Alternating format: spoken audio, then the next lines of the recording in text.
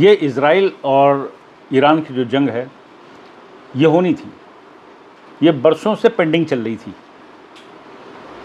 Iran Israel की लड़ाई आज की नहीं है, ये यूँ कहिए कि इस्लामिक वर्ल्ड की और ईरान की इज़राइल की जो ये है ये 1400 साल पुरानी है भाई। और ईरान में तो इस्लाम बहुत बाद में आया है, जो ज़ोरोस्ट्रियन है, अभी भी 97% जो है वहाँ पे कन्वर्टेड हैं। ईरान के अंदर ज़ोरोस्ट्रियन हैं, वॉरियर भी हैं ये लोग। ये कह सकते हैं कि ये आर्यंस हैं सारे, ये लंबे लंबे नाक वाले। मैं किसी रेस को वो नहीं कह रहा हूँ, तो वॉरियर थे ऐसा नहीं है। ये भी हमारे इंदस रिवर पार करके भारत तक पहुँचे थे। एनीवे, इज़राइल की जो ईरान की लड़ाई है वो वर्चस्व की लड़ाई के साथ साथ ये लड़ाई वहाँ के जो धार्मिक स्थल हैं, मस्जिद अल-अक्सा जो उनके यहाँ आती है, यरूशलेम में ही है, उसके लेकर है। यरूशलेम के अंदर एक बोलते हैं वहाँ पर एक जगह है जहाँ पे मोहम्मद साहब सल्लल्लाहु अलैहि वसल्लम गए थे, मिराज के ऊपर जिसे बोलते हैं, और टेम्पल ऑफ माउंट बोलते हैं उस जगह को। तो ये जगह पवित्र दोनों के लिए है, इस तरह से कहीं तो तीनों के लिए हैं, क्रिश्चियंस के लिए भी बेथलेहम है वहाँ पर है। और ये तीनों धर्म की जो एक तरह से कहिए कि वो जो है क्रिश्चियनिटी एंड जुडिज़म, जिसे अब यहूदी कहते हैं, और इस्लाम, उसकी एक ये पवित्र जगह है। पहले मोहम्मद साहब जो थे वो मस्जिद अल-अक्सा उस तरफ ही मुँह करके नमाज़ पढ़ते थे, बाद में मक्के की तरफ करके नमाज़ पढ़ने लगे। इज़राइल को वहाँ मार के भगाया गया था, ये बिल्कुल सच है। अलग तरह तरह के लोग आए हैं, मैं कट शॉर्ट करूँगा, मैं लंबा आपका वीडियो नहीं चाहूँगा। वहाँ पे मंगोलियन भी आए हैं, पहुँच गए हैं, वहाँ पे ज़ोरोस्ट्रियन पहुँच गए हैं, वहाँ पर टर्किश ओटोमन ने हमले किए हैं, वहाँ पे आर्मेनियंस वहाँ पे थे, वहाँ पर आपके कुर्द बोलते हैं, कुर्द लोग वहाँ पर आए। तो तरह तरह के लोग आए, वहाँ पर सोल्जर आए हैं, जंगें लड़ते रहे। जगह बड़ी सरसब्ज़ थी अपने ज़माने में।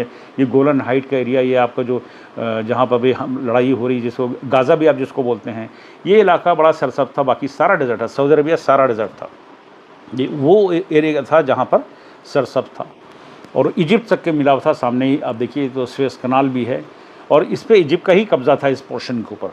लेकिन इज़राइल का अगर आप देखिए तो बनी इज़राइल कुरान में ज़िक्र है, और ये जगह बहुत पाक कही गई है, क्योंकि जो इज़राइल का जो रिलीजन है वो एक तरह से कह सकते हैं इस्लामिक रिलीजन को का एक कज़िन है। बिल्कुल खुली मैं अल्फाजों में कह रहा हूँ, किसी को बुरा लगे अपने घर में खुश रहे। ये फर्स्ट कज़िन है, बल्कि क्रिश्चियन एक स्टेप दूर हैं। तो ये लड़ाई वर्चस्व की है, ये धार्मिक भी नहीं कह सकते हैं कि साहब वो हम यहूदियों को मार देंगे, वो कहेंगे हम मुसलमान को मार देंगे, तो सारा मुसलमान तो इधर अरबों में बैठा हुआ है, ईरान में खाली थोड़ा मुसलमान है। तो वो नहीं है, ये सिर्फ वर्चस्व की लड़ाई है, और उस जगह की लड़ाई है जो होली प्लेसेस है उसकी लड़ाई है। और इसी वजह से कि ईरान को परेशानी है कि इज़राइल को अमेरिका सपोर्ट करता है, इसलिए अमेरिका दुश्मन है। अमेरिका को हटाया गया 79 के जब उनका रेवोल्यूशन आया था, इमाम खुमैनी तशरीफ़ लाए थे पेरिस से, और फिर उनको हटाया गया। तो पूरा आपने सुना होगा वहाँ पर अमेरिकन एम्बेसी के अंदर कैद कर लिया गया था 400 लोगों को। उसमें एक लेडी ने किताब भी लिखी है कि उसके बच्चा होने वाला था, तो उसको ऊपर से फेंक के दवाइयाँ दी गई, क्या कोई सपोर्ट नहीं थी, मर्द थे जिन्होंने उसको डिलीवरी कराई थी। और जबकि उसका काउंसलर एम्बेसडर जा चुका था, सिर्फ क्लर्क लोग थे जो एम्बेसी में होते हैं, वही थे। वो काफ़ी टाइम रहे थे, करीबन 1.25 साल लोगों को कैद रखा गया था। तो ये सब बातें पुरानी हिस्ट्री में जाने से कोई फ़ायदा नहीं थी, यानी कि अमेरिका से इस बात की लड़ाई है। तो इस तरह से अमेरिका इज़राइल दोनों मिल करके ईरान उनको दुश्मन मानता है। ईरान के अंदर जो रजीम है, वो रजीम जो है वो डेमोक्रेटिक नहीं है। जैसे कि इमाम खुमैनी ने आए थे जब, तो उन्होंने कहा था जितनी भी अरब वर्ल्ड के जो शहजादे हैं और जितनी ये ममलका जिसको बोलते हैं, यानी कि जहाँ पे रजाहट है, किंगडम है, ममलका में तो होता है किंगडम, वो इस्लाम में हराम है। ये वर्ड हैं और ये यहाँ पे दर्ज हैं, और बाकायदी से उनकी स्पीच में दर्ज हैं। मैं अपने मन से जोड़ के नहीं कहता हूँ, किसी को बुरा लग रहा हो तो मैं उसको दे सकता हूँ। उनकी स्पीच में था कि हराम है, इनको ख़त्म कर देना चाहिए, सब बराबर हैं, या कोई राजा नहीं है और कोई गरीब नहीं है, कोई अमीर नहीं, सब ऑल आर इक्वल। वो इस्लामिक लाइन में बात कही थी उन्होंने। तो उसी टाइम से अरब वर्ल्ड चिढ़ गया था, अरब वर्ल्ड चिढ़ गया था, और इन्होंने अमेरिकन से वहाँ से निकाला, अमेरिकन रेस्क्यू करने, और जो लंबी कहानी हो जाएगी, मैं कट शॉर्ट कर रहा हूँ। इस जंग के बारे में बताता हूँ, तो मैंने हल्का शॉर्ट में बताया। तो अभी ईरान देखिए अकेला पड़ गया, कोई भी मुस्लिम कंट्री उनको सपोर्ट नहीं कर रहा है। यहाँ पे मैं फ़िलिस्तीनी का नाम लेना चाहूँगा। फ़िलिस्तीन के लोग को अरबी अरब नहीं मानते हैं, ये वहाँ रहते हैं इसलिए अरबी बोलते हैं। उसके अंदर वो सोल्जर सिपाही थे जिनका मैंने नाम लिया था, उन्होंने वही यहूदी औरतों से शादियाँ कर ली, वहीं बस गए, घर लौट के नहीं गए, वो हैं फ़िलिस्तीनी। आप किसी अरब से बात कीजिएगा तो उनको अरबी नहीं मानता, इसलिए अरब सपोर्ट नहीं करता। वो अपने क्या रिफ्यूजी भी इनको नहीं लेता है, वो इनके सबको जानता। मैं बुराई नहीं कर रहा हूँ, जो इतिहास है उसको बता रहा हूँ। और फ़लस्तीन जो नाम रख दिया गया वो पलस्तीना है, वो उनके 5000 साल की पहले की हिस्ट्री के अंदर उस जगह का नाम है। तो ये जो भी जंग हो रही है, जैसे गाज़ा बिल्कुल मटिया मेट कर दिया उठा करके इसराइल ने। भाई क्यों किया? इसलिए क्या कि उनके यहाँ अच्छा भला प्रोग्राम चला तो वो अटैक हो गई थी। और वो अच्छा चल रहा बुरा चल रहा था, लेकिन उनके ऊपर गाज़ा के लोगों ने, जो हमास ग्रुप था उसने अटैक कर दी थी। जब अटैक कर दिया तो वो एक मिलिट्री कहते हैं ना कि फ़ौजी प्रधान देश, वहाँ पे मिलिट्री की कमी नहीं, उन्होंने हमला कर दिया। जिसकी पूरी मिलिट्री हो उस पर इस तरह की ऑर्गेनाइजेशन हमला करें तो जवाबी कार्रवाई में तो तबाह हो जाएंगे। इसी तरह नसरुल्लाह नहीं रहे, और उनका जो ग्रुप था हिजबुल्लाह के नाम से, जो लेबनान के अंदर अपनी गवर्नमेंट अलग चलाता है। हिजबुल्लाह सब डरते थे, लेबनान वाले भी डरते थे, उसका में क्रिश्चियंस भी हैं। वो हिजबुल्लाह में क्रिश्चियन नहीं थे, लोग कहते हैं क्रिश्चियन तो हो गया, कोई एक दो क्रिश्चियन होंगे या सुन्नी मुस्लिम उसके अंदर होंगे, वरना वो शियों का ग्रुप था पूरा, सपोर्टेड बाय ईरान। जॉर्डन की जा कर के सीरिया की जाके जगह जा कर के ईरान का फॉरेन मिनिस्टर कहता है कि हम गाज़ा को पूरी सपोर्ट देंगे, गाज़ा को हथियार भी देंगे, पैसा भी देंगे इसराइल से लड़ने के लिए। और कह के स्टेटमेंट दे के निकलता, तो 2000 रॉकेट दाग दिए थे गाज़ा ने, इसराइल के ऊपर गिरे थे। मैं यहाँ पर कोई किसी एक पर्टिकुलर किसी की मैं फेवर नहीं कर रहा हूँ, जो ट्रुथ है वो मैं बता रहा हूँ, वो दर्ज है, बाकायदा रिकॉर्डेड है। आप चिल्लाते रहिए, कुछ कहते रहिए। इस तरह हुती किससे सपोर्ट कौन कर रहा था? ईरान सपोर्ट कर रहा था।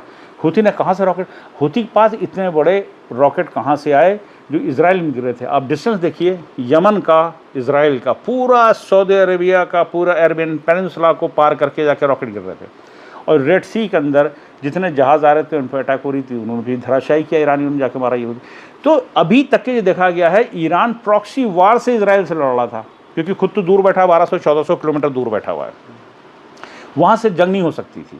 और 15-20 साल के अंदर, इधर के 15-20 साल के अंदर ईरान ने सिर्फ रॉकेट बनाए हैं, सिर्फ मिसाइल बनाई है, अपनी एयरफोर्स को मजबूत नहीं किया है। वो बड़े मज़ेदार बात है, सुनिए आप, उनके पास रशियन के कुछ जहाज़ हैं, लेकिन उनके पास टॉमकैट हैं अमेरिकन, वो रज़ा पहलवी के दौर के हैं।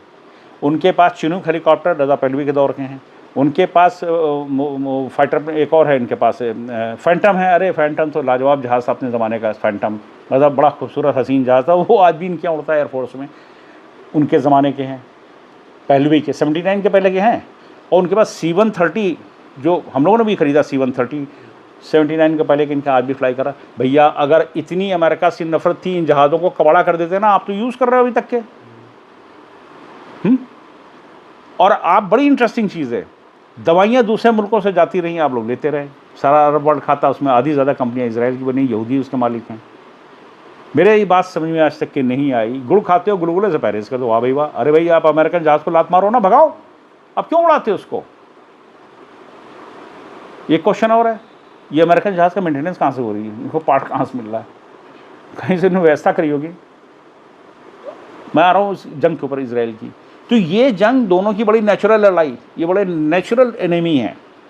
और बड़ी बड़ी इंटरेस्टिंग बात है कि इसराइल, आप देखिए कि वो भी हज़रत इब्राहिम को, हज़रत जिब्राइल को मानता है, आप भी मानते हैं, प्रॉफिट हैं, ये भी मानते हैं। उनको क्रिश्चियन नहीं मानते हैं।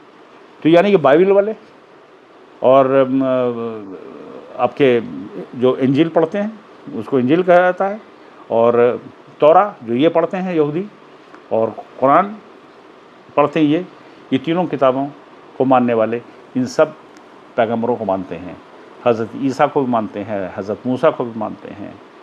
और इसी तरह जो हज़रत बनी इज़राइल जो कहते हैं ये उनके बेटे थे।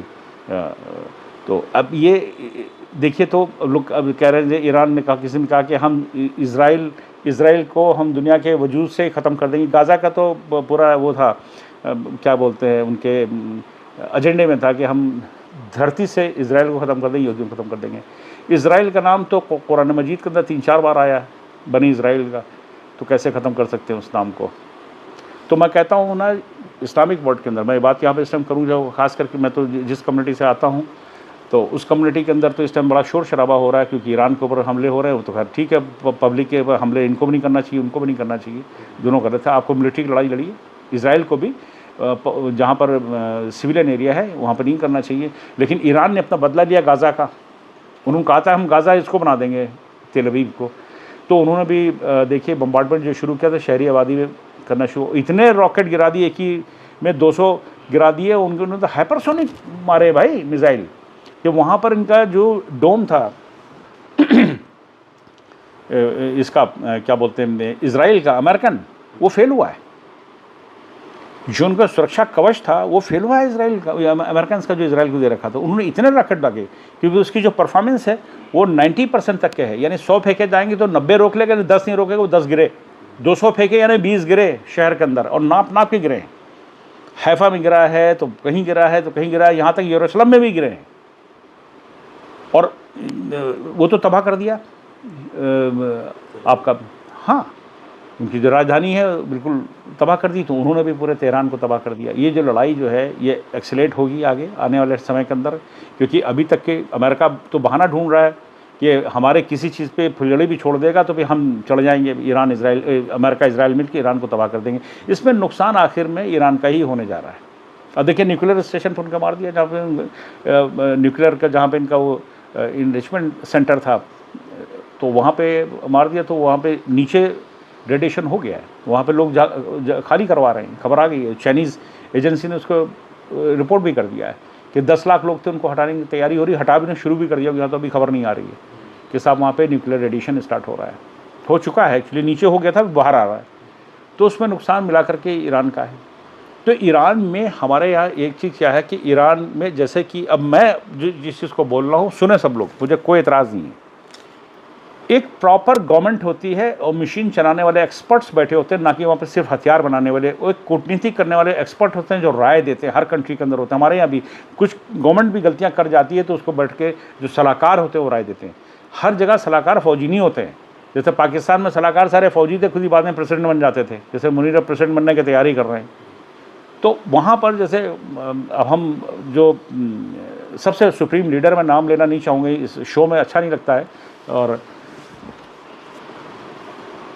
उनकी जंग में उन्होंने कहते नहीं जंग की इजाज़त दी और उन्होंने ईरान ने हमला किया, जवाब दिया। हमला पहले इन्होंने किया, उन्होंने जवाब दिया, पहले उन्होंने किया।